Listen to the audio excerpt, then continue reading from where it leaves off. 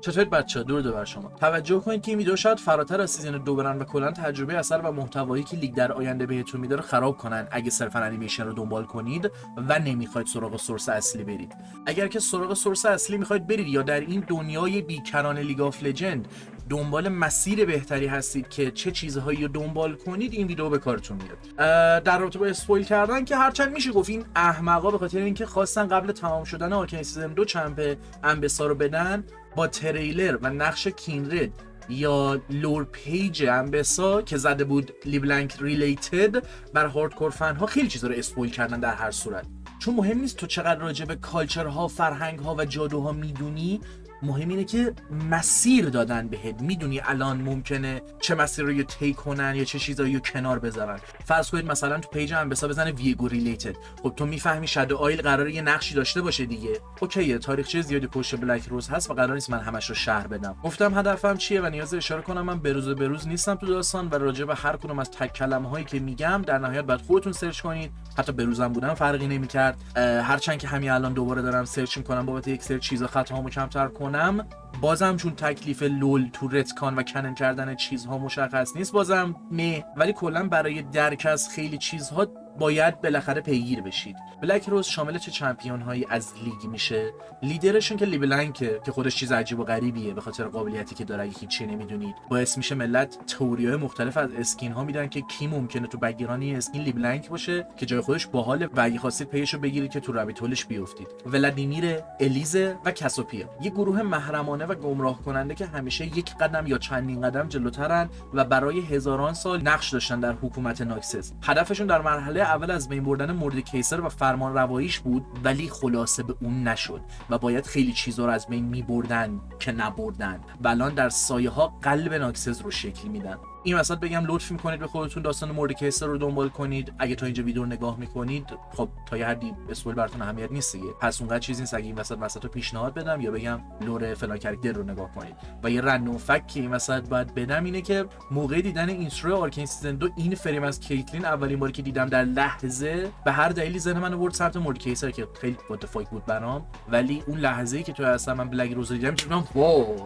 یعنی میشه خیلی چیز عجیب و غریب بود. برای بیشتر شناختن بلک روز باید خود ناکسز رو بیشتر بشناسید و کالچرشون یا واکنششون به چیزها. مثلا همونطور که گفتم بلک روز از شر خیلی چیزها خلاص نشد و صرفا مخفیشون کرد یا تحت کنترل گرفتشون، مثل دارک ماجیک. اگه خود مپ اینتراکتیو رونت رو هم نگاه کنید، هنوز نوشته که رفتار ناکسز با جادو اینطوری که اون یه ابزار قدرتمند میدونن که هر کس توان کنترلش رو داشته باشه احترام زیادی کسب میکنه. مثل دماسیا نیستش که بگم ما با جادو مشکل داریم و کلا با دابل استاندارد و هیپوکریسی بازم استفاده کنن و ناکسزیان ها با تمام اگریسیو بودن و رفتارهاشون اگه نتونن جایی رو فتح کنن، باز هم با سیاست یا به شکل دیگه‌ای به دنبال منابع مختلف ریجن ها و استفاده ازش هستن.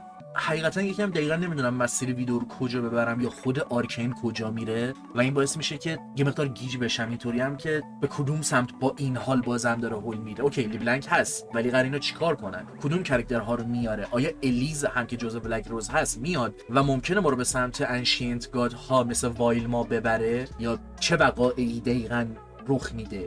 مهم اینه بلک روز به شدت قوی، خود لیبلنک رو به تنهایی نمیشه هندل کرد. حالا ولادیمیر هم هست که ممکنه سمت دارکین ها هول بده چیزی رو و کل این پکیج انقدر عجیبه و انقدر قرار نقش داشته باشن تو آرکین سیزن 2 که برای همین میگم نمیدونم کدوم سمتی میتونم ویدیو رو هول بدم، چون انقدر اینا قدرتمندن یا انقدر با وقایع مختلفی درگیر بودن، به هر سمتی واقعا میتونه هول بده. به خصوص که این افراد همیشه تو سایه نمیمونن، تو یک بازه زمانی مهم و جایی که میتونن اتفاقا یه قدم بزرگتری رو برمیدارن نسبت به بقیه. وقتی شما آرکین رو نگاه میکنی اصلا اینطوری بهت نشون میده که وای واجی انبسا تمام این قدم ها رو چیده بود.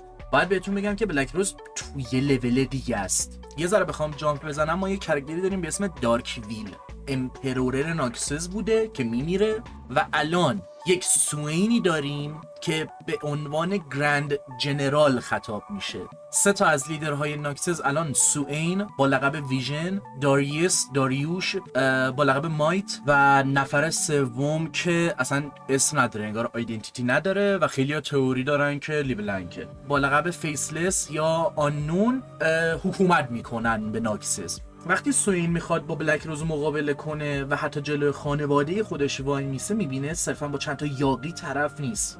انگار ناکسز واقعی بلک روزه که مثل پدر ژپتو یه تصویری از اون چیز، از اون ناکسز رو از دنیای زیرین کنترل میکنه. اینطوری نیستش که بگیم صرفا ویلنن، یک کالچر باستانی و سیستماتیکه که خود قلب و تاریخ ناکسز رو ساختن. برای همین میخواستم به سوین به خصوص اشاره کنم، چون خیلی مهمه که اگه پیشو گرفتید پیگیر اونم بشین اگه دوست داشتید و نمیدونستم چجوری جامپر رو بزنم. و بلک روز حالا فقط به ناکسز خلاصه نمیشن و با نتورکی که دارن و اینکه باید بدونیم همیشه در حال تماشا کردن و موقعیت مناسب هستن، خدا میدونه چه نقشه هایی بر سر دارن برای پیلتوور و چطوری کاراکترهای ما درگیر این قضیه میشن.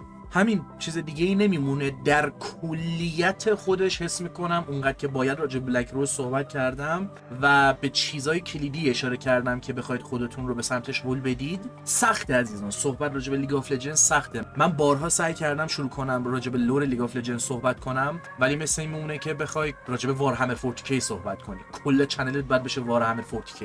300 تا کتاب هست، این همه گیم هست، این همه ادپتیشن هست، این همه تئوری هست، این همه رتکان و کنن و فن مید استوری هست که فوق‌العاده است. بعضی چیزهای فن مید و تأثیر کامیونیتی توی داستان و خیلی چیزهای لیگ و کلا این تاریخچه‌ای که رایت گیمز داره. به نظرم واسه اون کلیت خودش کافیه، مخصوصا که میگم نمیخوام چندما لیگ آف لجند آنلی یا آرکن آنلی بکنم، صرفا میخواستم توی اون بازه زمانی درست راجع به اون چیزی که میتونم صحبت کنم و اگر جایی داشتم اشتباه میکردم هاردکور فن ها خیلی ممنون میشم که اصلاح کنید یا بگید کجا آپدیت شده و این حرفا. تا اونجایی که میتونستم سرچ کردم که اشتباه نداشته باشم و این حرفا. چیز دیگه ای نمیمونه. همین، دمتون گرم و شب و روزگار خوش.